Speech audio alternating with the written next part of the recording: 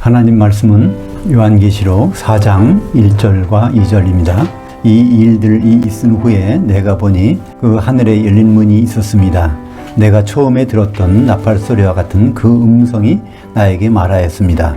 이리 올라오너라. 이 일들이 있은 후에 일어나야 할 일들을 내게 보여주겠다.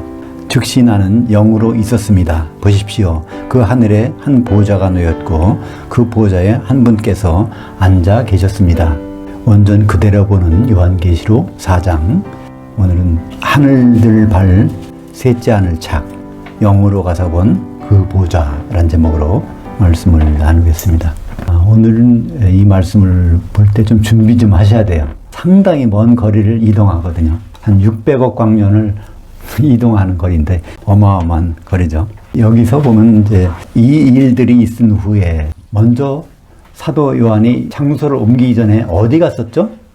요한계시록 1장 10절 보면 시간적으로는 주의 날로, 공간적으로는 공중에 가서 거기 가봤더니까 인자 같은 이시가 내려오고 교회가 거기 올라가서 7교회 한가운데 있는 모습, 그 다음에 거기서 이제 말씀하셔서 내가 본 것들을 기록하라. 그래서 2장과 3장까지 기록했습니다.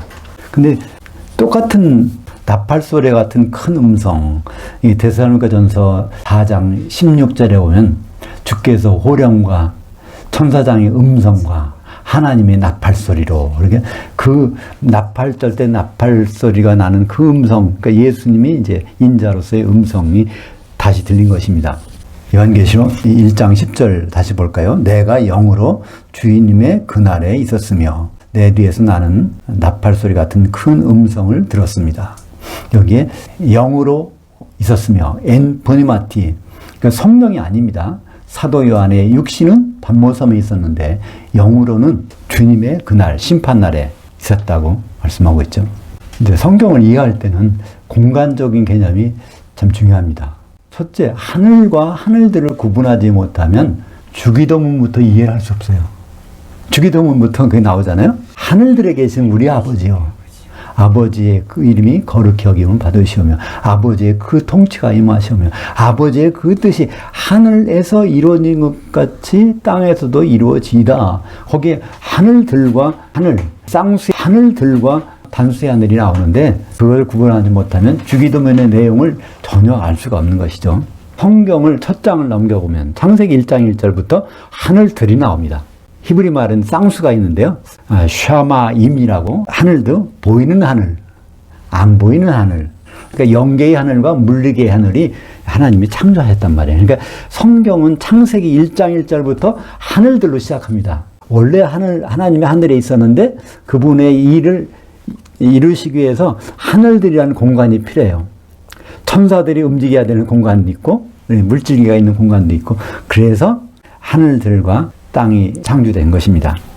창세기 1장 1절 다시 볼까요? 무한태초에 하나님이 그 하늘들과 그 땅을 창조하셨다.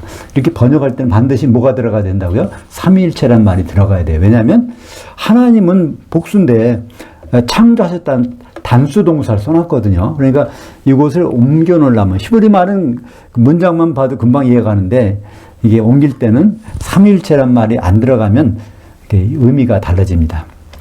그래서 성부, 성자, 성령께서 한 몸이 되셔서 창조가 이루어진 것을 말씀하고 있습니다. 네, 다시 볼까요? 마태복음 6장 9절부터 10절까지. 그 하늘들에 우라노이스에 계신 우리 아버지요. 아버지의 그 이름이 거룩히 여김을 받으시오며 아버지의 그 통치가 임하시오며 아버지의 그 뜻이 하늘, 우라노스에서 이루어진 것 같이 땅에서도 이루어지이다. 산상수훈에서 땅은 운유한 자가 받는 기업이니까 교회라고 그랬죠. 그러니까 셋째 하늘에서 세우신 그 계획이 교회를 통해서 이루어진 것. 그러니까 어린 양의 혼인이 바로 하나님의 계획이었고 그것이 이제 교회를 통해서 이루어지는 것이죠. 고린도후서 12장 2절 보면 그는 14년 전에 셋째 하늘에까지 이끌려간 자라. 왜 셋째 하늘일까요? 왜냐면 이제 하늘들 안에서 지구에 있습니다. 이 지구에서 하늘들을 관통하면 거기가 셋째 하늘입니다. 하늘들 2개를 빠져나가야 되니까. 그러니까 하늘들은 보통 스카이, 스페이스, 헤븐 이렇게 말하는데 이거는 맞지 않은 말이에요. 하늘들 2개는 이게 같은 공간에 공재하기 때문에 이게 이렇게 분리를 못해. 여기에 이 커피잔이라고 하면 이 속에 커피가 있으면 커피 분자나 물 분자는 같은 공간을 차지합니다. 분리할 수가 없어요. 그것처럼 그러나 여기에는 물질 두 개가 있으니까 세 번째는 이제 셋째 하늘이 되는 거죠. 그죠?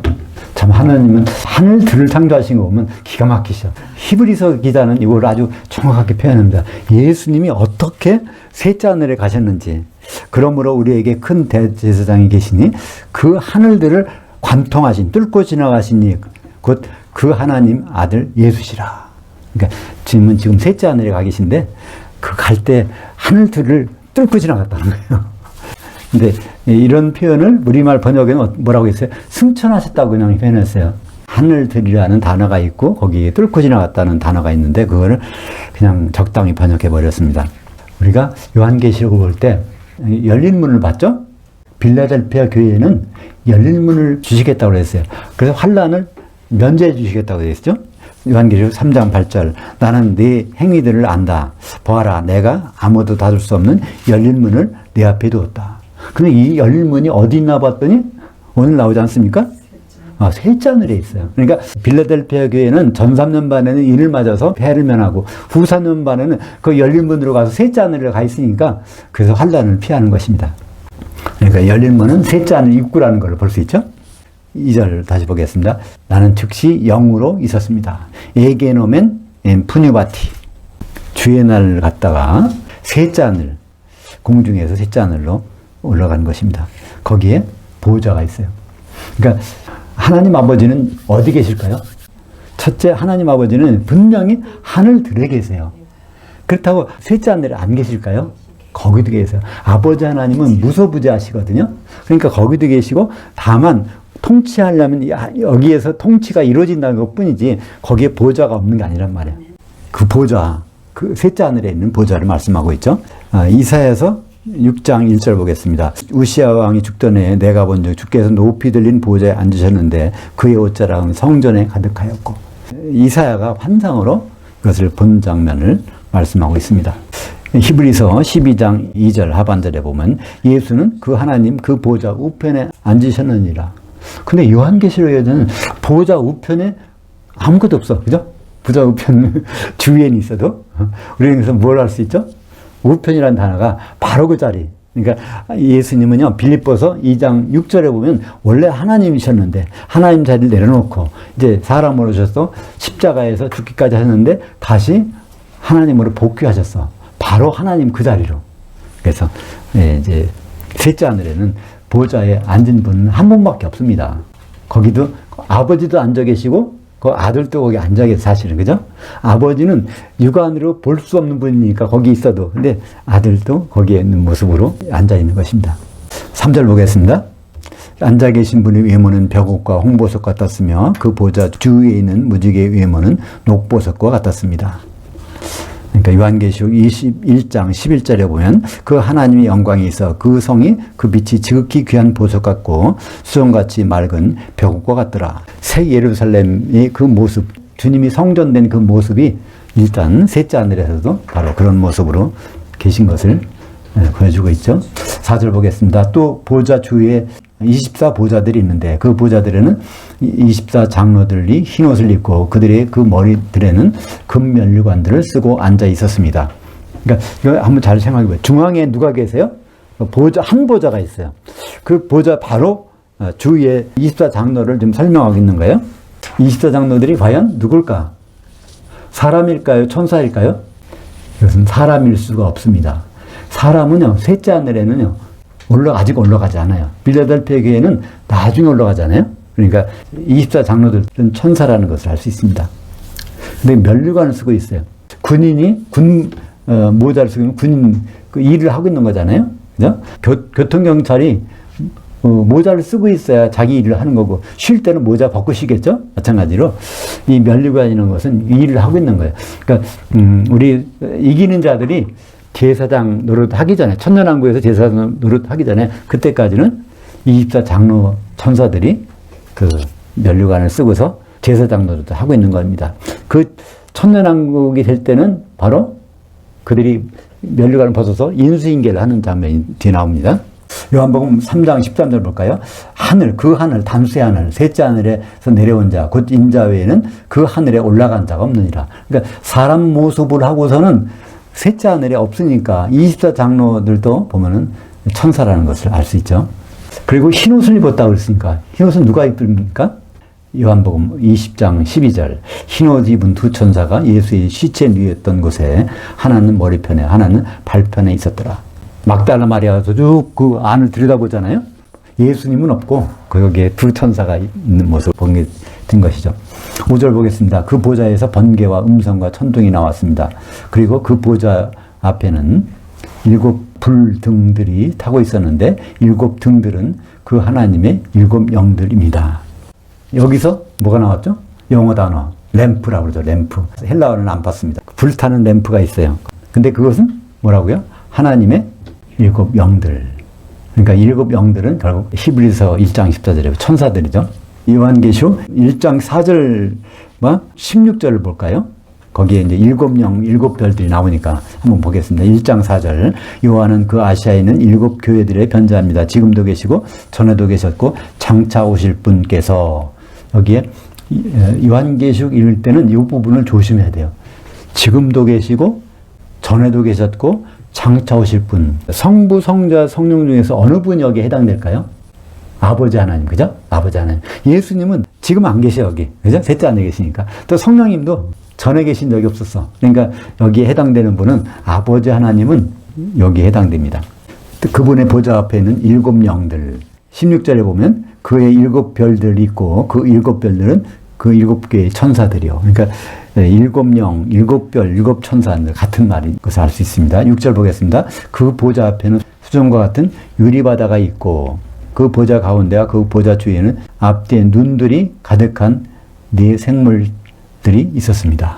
그 보좌 앞에는 유리바다라고 했는데 원래 뜻은요 투명하다는 뜻입니다. 그러니까 다 속이 들여다 보이는 거예요. 그러니까 우리가 유리바다 하면은 벌써 뭐가부터 생각나요? 깨지면 어떡하지? 이런 생각이 나잖아요.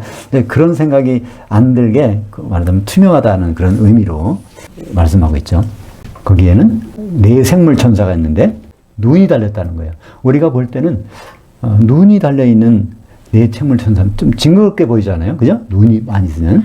이것은 다른 의미가 아니라 천사들이라는 것을 알 수 있습니다. 요한계시록 5장 6절에 보면 그 눈들은 천사들이라고 말씀하고 있어요. 그러니까 4 생물 천사들이 그들이 모든 것을 다 파악할 수 있는 그런 생물이라는 것을 표현하고 있는 것이죠. 히브리서 1장 14절에 모든 천사들은 섬기는 영들로서 구원받을 상속자들을 위하여 섬기라고 보내심이 아니냐. 그러니까 일단 천사는 영으로, 영은 천사로 생각하면 쉽습니다. 7절 보겠습니다. 첫째 생물은 사자 같고 둘째 생물은 송아지와 같고 셋째 생물은 사람과 같은 얼굴을 가졌으며 넷째 생물은 날고 있는 독수리와 같았습니다. 그러니까 그 보좌에 앉아있는 생물, 4 생물은 무엇을 의미할까요? 우리가 쉽게 생각해서 우리 옛날 왕들 뒤에는 뭐가 있어요? 용이 그려져 있어. 또 봉황이나, 그죠?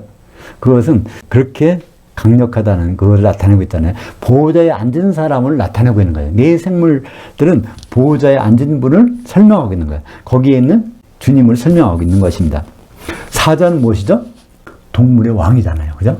그리고 요한계시록 5장 5절에 보면 24장로들 중 하나가 내게 말하되 울지 말라. 유다 지파의 사자 다윗의 뿌리가 이었으니 그 두루마리와 7 인들을 떼시리라 하더라. 다윗의 뿌리인 그 사자. 다윗의 열쇠는 천년왕국의 열쇠라고 그랬죠. 그러니까 왕을 상징하는 사자, 땅의 왕을 상징하는 사자. 그 다음에 송아지가 나와요. 송아지는 되게 뭐로 쓰일까요? 레위기 4장에 보면 송아지가 많이 나와요. 속죄 제물로 쓰이는 거예요. 속죄 제물. 그러니까 우리의 죄와 허물을 담당하기 위해서 속죄 제물로 쓰실 예수님을 상징하고 있습니다. 셋째 생물은 사람과 같은 얼굴. 인자로 나타나는 거죠. 그 인자는 뭐 하시는 분이죠? 심판하시는 분. 그죠? 요한복음 5장 22절 보면 또 27절 보면 인자됨으로 말미암아 심판하는 권세를 가지고 있다. 그 넷째 생물은 날고 있는 독수리. 독수리는 사자는 땅의 왕이지만 독수리는 하늘의 왕이잖아요. 공중의 왕. 근데 여기에 반드시 꼬리표가 붙어 있어요. 요한계시록 날고 있는 독수리야. 그러니까 시체 뜯어먹고 있는 독수리가 아니라 날고, 이게 비행하는 독수리라는 거예요. 그죠? 활동하는, 날개가 있는. 그러니까 날고 있을 때는 시체 뜯어먹는 거 절대 아닙니다. 그죠? 요한계시록 12장 14절 보면 그 여자가 큰 독수리의 두 날개를 받아 장야 자기 곳으로 날아가서 그 뱀이 낯을 피하여 한 때와 두 때와 반 때를 양육받으며. 이렇게 전 3년 반을 양육을 받는데 누구한테 양육받냐면 두 날개. 그 독수리, 큰 독수리. 그러니까 예수님이 이제 독수리신데 거기에 두 날개라면 두 증인교회를 말씀하고 있는 것이죠. 누가복음 17장 37절에 보면 그 몸이 있는 곳에 독수리들이 함께 모여지느니라. 이건 주님이 재림할 때 심판하는 장면을 설명하시면서 그 말씀하시 두 사람이 잠을 자고 있다가 하나만 영접받고 하나는 추방되고 또 두 여자가 맷돌 가다가 하나는 영접받고 하나는 추방되고 그것이 어디서 일어납니까? 이제 제자 질문해요. 어디서 그런 일이 일어날까요? 그러니까 거기서 하는 말씀이 이제 그 독수리들이 거기 모인다는 겁니다. 독수리들이 자발적으로 모이는 게 아니라 수동적으로 모여지는 거예요. 독수리 누구한테? 그 실체, 그 몸. 그러니까 큰 독수리가 있는 곳에 작은 독수리들이 거기에 모여지게 된다는 겁니다. 그러니까 우리 성도들을 작은 독수리, 주님을 큰 독수리로 표현하고 있는 것이죠. 그러니까 모이는 장소가 공중이니까 당연히 독수리의 모습이어야 될 거 아닙니까? 8절 보겠습니다. 네 생물들은 각각 6날개들을 가지고 있고 그 주위와 그 안에 눈들이 가득합니다. 그들은 밤낮 쉬지 않고 외칩니다. 거룩하시다 거룩하시다 거룩하시다 전능하신 분 주님 곧 그 하나님 전에도 계셨고 이제도 계시고 장차 오실 분이십니다. 그래서 하나님 아버지를 찬송하는 부분이 나오는데요. 이것은 이사야에서 6장 2절에 보면 스랍 천사들이 찬양하는 내용과 똑같죠. 이사야에서 6장 2절 스랍들이 모시고 섰는데 각기 6날개들이 있어 3절 서로 불러 이르되 거룩하다 거룩하다 거룩하다 만군의 여호와여 그 영광이 온 땅에 충만하도다 하더라. 삼위 하나님을 찬송하기 때문에 3번 거룩하다가 나오고 있죠. 똑같이 요한계시록도 마찬가지입니다. 거기에 눈들이 가득하다. 그것도 마찬가지 영들이 가득하다. 천사들이 가득하다. 이렇게 볼 수 있는 것이죠. 9절 보겠습니다. 그 생물들이 그 보좌에 앉으신 세세토록 살아계신 분께 영광과 존귀와 감사를 드리게 될 때 세세토록은 아이온이라는 게 한 시대입니다. 근데 아이온이 복수가 돼서 복수의 아이온부터 복수의 아이온까지. 그러니까 이걸 굳이 영어로 번역한다면 from the ages to the ages 이렇게 많은 시대들부터 많은 시대들 끝이 없다는 거예요. 그러니까 우리말 번역은 아이온을 영원이라고 번역했는데 그건 한 시대입니다. 근데 한 시대가 끊임없이 반복되는 것은 세세토록이죠. 하나님은 세세토록 계십니다. 그죠? 천년왕국만 계신 것이 아니라 새 예루살렘에서도 계속 계신 거 그렇습니다. 이게 언제 그런 찬송을 부를까요? 천국 통치가 완성됐을 때. 9절에 보면 그 생물들이 그 보좌에 앉으신 세세토록 살아계신 분께 영광과 존귀와 감사를 드리게 될 때, 앞으로, 지금은 아니라 그때 이런 찬송을 부른다는 것입니다. 그때가 언제일까요? 요한계시록 19장 6절. 또 내가 들으니 허다한 불이 음성과도 같고 또 많은 물소리와도 같고 큰 우레소리와도 같은 소리로 이르되 할렐루야 주 우리 하나님 그 전능하시니가 통치하셨도다. 그 어린 양이 혼이 이르렀고 그의 아내가 자신을 준비했으므로 이때 바로 하나님이 그 일을 영광과 존귀와 감사를 누가 드려요? 생물천사들이 그 찬송을 하게 될 것이라는 것입니다. 10절 볼까요? 그 24장로들이 그 보좌에 앉으신 분 앞에 엎드려 세세토록 살아계신 분께 경배할 것이고 자기들이 그 면류관들을 그 보좌 앞에 내려놓으며 말하게 될 것입니다. 그러면 24장로들은 앞으로 언젠가는 이런 일을 할 것이라는 미래입니다. 그때는 면류관들을 이제 내려놓는다는 거예요. 인수인계. 언제 24장로들이 면류관을 내려놓을까요? 이기는 성도들이 인수인계로 가서 1000년 동안 제사장노릇 할 때, 그때는 이제 24장로들이 이렇게 찬송 부른다는 겁니다. 그 찬송 부르는 내용을 이렇게 설명하고 있죠. 요한계시록 20장 6절에 그 내용은 이제 우리가 어떻게 되는지를 설명하고 있죠. 이 첫째 부활, 으뜸 부활에 참여한 자들은 복이 있고 거룩하도다. 그들이 하나님과 그리스도의 제사장들이 되어 천년 동안 그리스도와 더불어 통치하리라. 이것이 제사장직을 인수인계 받는 장면입니다. 언제 그거죠? 주님이 재림하셔서 천년왕국 시작하기 직전에 인수인계가, 찬송가에 보면 그게 나죠. 우리 찬송가에 면류관을 우리가 받는다는 말도 있고 면류관을 이제 내려놓는다는 말도 있어요. 근데 찬송가 91장에 보면 면류관을 드린다고 하는데 그 드리는 게 아니라 그건 천사들이 면류관을 내려놓는다. 그럼 우리가 그 면류관을 써야 되는 거죠. 그것을 제대로 되어 있는 것은 찬송가 270장 보면 우리가 면류관을 이제 받는다고 되어 있어요. 우리가. 그때 면류관은 어떤 면류관이요? 제사장직을 수행하기 위한 면류관. 11절 보겠습니다. 우리 주님은, 그 하나님은 영광과 존귀와 권능을 받으실 자격이 있으십니다. 왜냐하면 주님께서 만물을 창조하셨고 주님의 그 뜻에 따라 만물이 존재하고 있었으며 또 창조되었기 때문입니다. 여기에 9절과 11절은 차이가 있습니다. 9절은 생물천사들이 그 마지막에 찬송하는 거고요. 천년왕국 시작될 때 찬송하는 거고요. 11절은 24장로들이 이제 자기 임무를 끝나서 내려놓고 인수인계할 때 찬송입니다. 생물천사들은요, 그 보좌에서 항상 있겠죠? 보좌가 존재하는 거기서 항상 있어. 근데 24장로들은 이제 제사장들이 새로 올라오면 그때는 그 임무가 끝났으니까 거기서 내려놓겠죠? 그래서 24장로들이 고별 찬송하는, 성별하는 찬송을 볼까요? 요한계시록 11장 15절에, 그러니까 요한계시록 4장 11절에 있는 그 내용이 실제 어디서 벌어지는가를 요한계시록 11장 15절과 16절, 17절에 보면 나옵니다. 같이 볼까요? 일곱째 천사가 나팔을 불매 하늘에 큰 음성들이 나서 이르되 세상 나라 천국이 우리 주와 그리스도의 나라 천년왕국이 되어 그가 세세토록 통치하시리로다. 이게 누가 부를까요?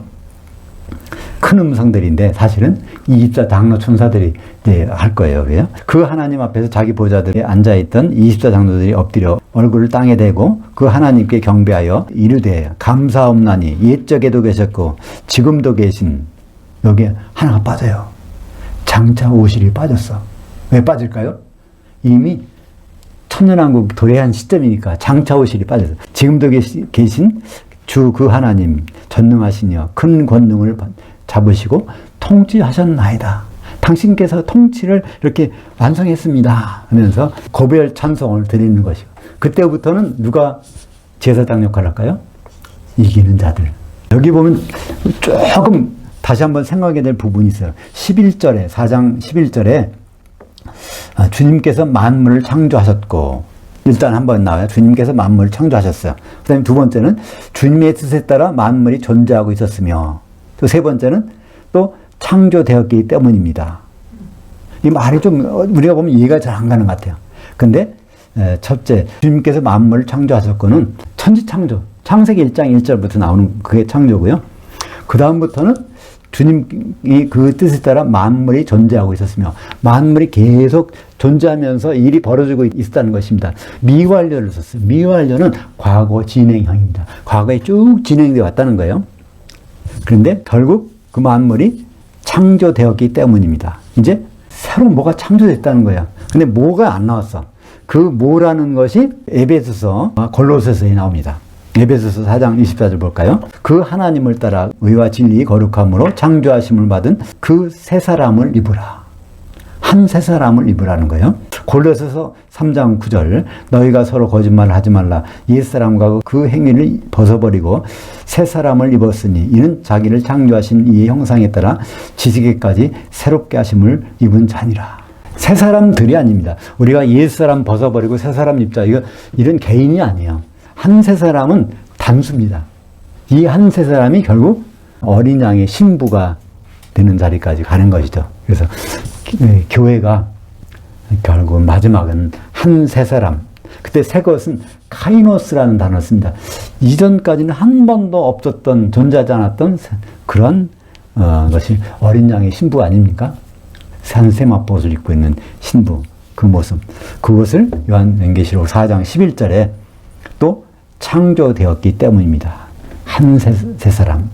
다시 말하면 한세마포옷을 입은 어린 양의 아내를 여기서 말씀하고 있고, 이 내용을 구체적으로 말씀한 것이 이제 요한계시록 19장 6절과 7절에 거기 나오죠. 이 내용이 똑같은 내용이 나옵니다. 기도하겠습니다. 하나님 아버지, 오늘 사도 요한의 영이 하늘들의 공중에서 셋째 하늘로 올라가 본 보좌의 모습을 보여주심을 감사합니다. 주님, 지금 그 보좌에서 우리를 바라보고 계실 텐데 주님 만나는 날까지 우리가 준비를 잘할 수 있도록 인도하여 주시옵소서. 예수님 이름으로 기도합니다. 아멘.